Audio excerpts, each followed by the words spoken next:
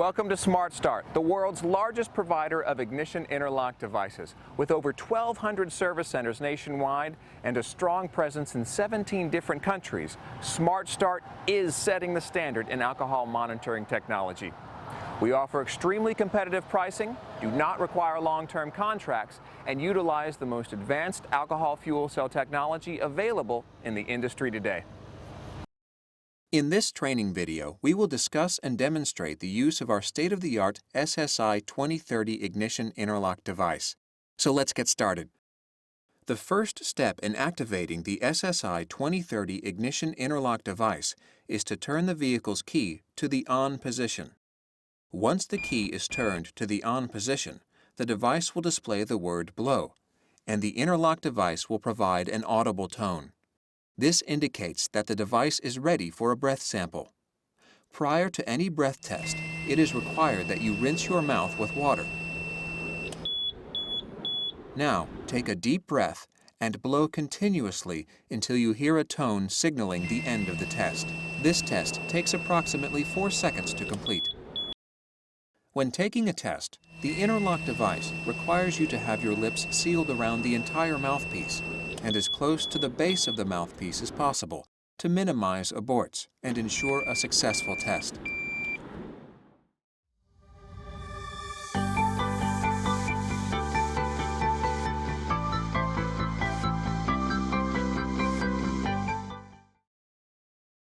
Once the initial test is provided, there are 3 possible outcomes: pass, warn, or fail. We will first cover a test resulting in a pass. The LCD screen will display pass when no alcohol is detected in your breath sample. At this time, you can start the vehicle.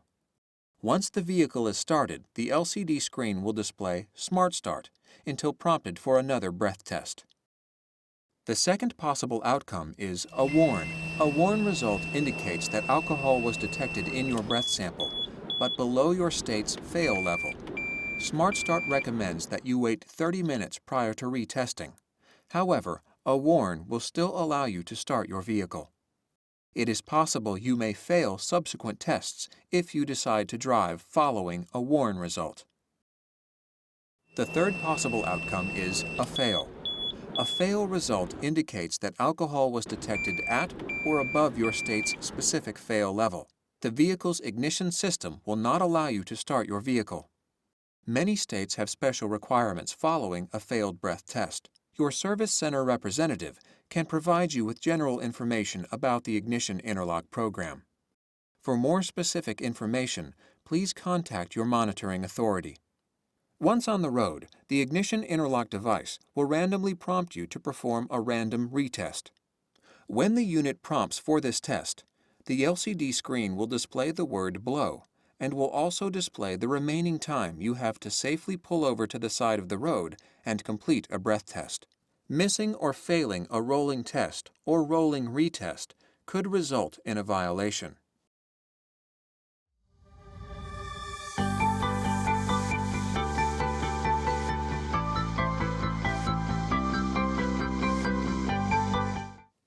You may encounter abort messages while attempting to take a test. These abort messages will help guide you toward successfully providing a breath sample into the device. Aborts are not fails and do not affect the readings generated by the device.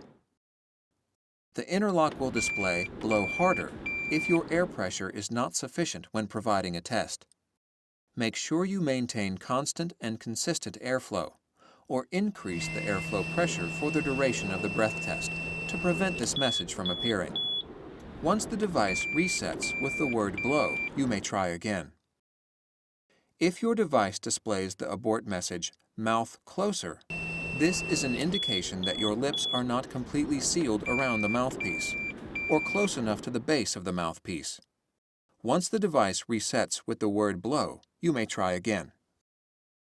The blow softer abort message means that you are blowing too hard. Decrease the amount of air pressure when you provide a breath sample. And again, once the device resets with the word blow, you may try again. If you inhale right before you provide the breath test, you may receive a "Don't inhale" message. Remember, when taking a test, take a deep breath away from the mouthpiece, and then exhale directly into the mouthpiece.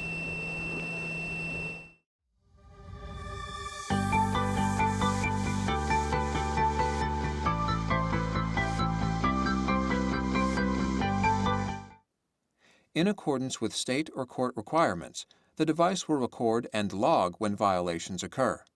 The number of violations that could trigger a reset will differ from state to state. Some states only allow one violation before the device goes into a reset mode, while other states may provide more latitude. Once again, your Service Center representative can provide you with general information concerning what triggers a violation reset. If you should find yourself needing more specific information, please contact your monitoring authority. Here are the primary causes for a violation that may require you to return to a service center before your regularly scheduled service appointment. Failure to pass the startup test or failure to provide or pass a startup retest may result in a violation. Failure to pass or provide an initial random retest is a violation. Failure to pass or provide a random retest, which is the required retest of a missed or failed rolling test, may also result in a violation.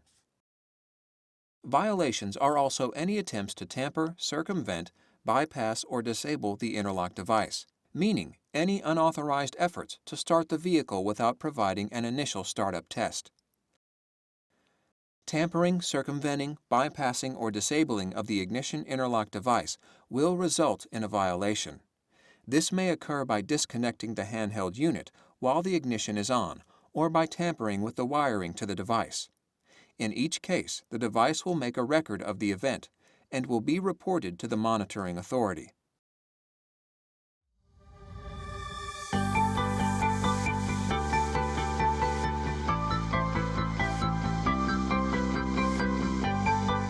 Per state or court requirements, the device will trigger a lockout for one of two reasons.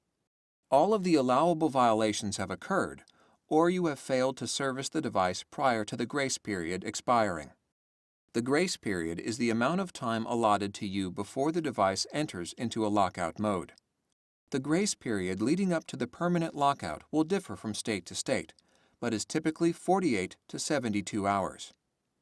Most states require that you return to your service center on a 30 or 60-day basis to have information downloaded and ensure that the device is calibrated.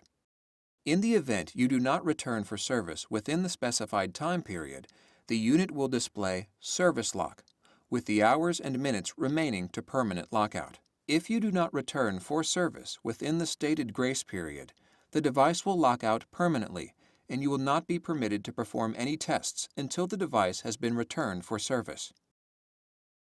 In the event you exceed the number of allowable violations, the device will display Violation Lock, and the device will provide the number of remaining hours and minutes to permanent lockout. Once the device grace period has expired, it will no longer prompt for a test, and you will be required to return to the service center for a device reset.